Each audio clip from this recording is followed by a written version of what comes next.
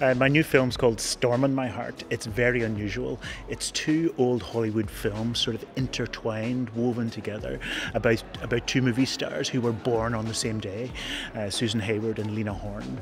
And I've always been fascinated about Hollywood seems to have so much going on beneath the surface of its films. There's so much desire in Hollywood, so much politics, so much fear.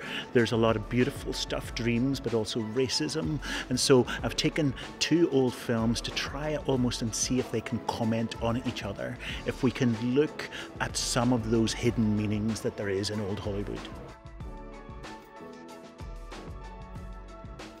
Orson Welles was one of the greatest American filmmakers, I think one of the great visual thinkers of the 20th century.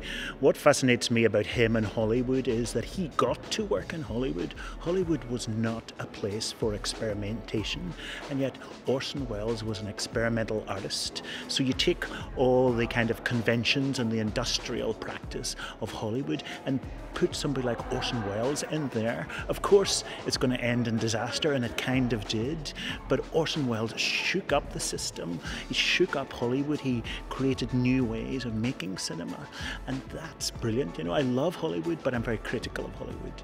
And Orson Welles helps you look at the brilliance of the Hollywood machine, but also the formulaic weakness of that machine as well.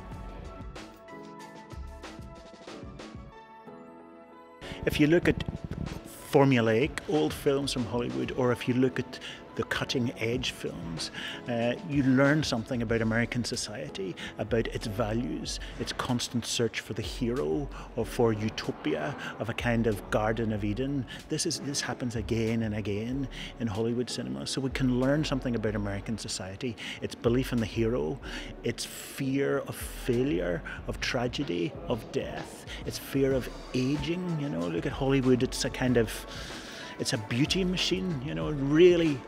Hollywood was quite afraid of misshapen people, of old people. It wasn't good at all, any of that kind of stuff. So I think if we're honest with ourselves, that it's not only Hollywood that is afraid of aging. You know, many societies don't respect their old people, for example, or don't respect innovation in art. So we can learn a lot from Hollywood, I think.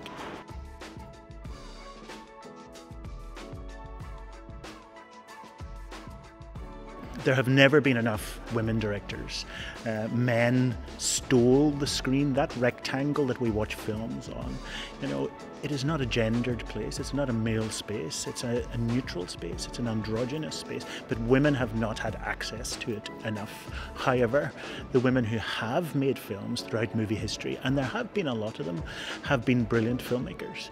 I think it's a real danger to think of them as women filmmakers. We think of them as filmmakers, and a woman director can make a film about anything she wants.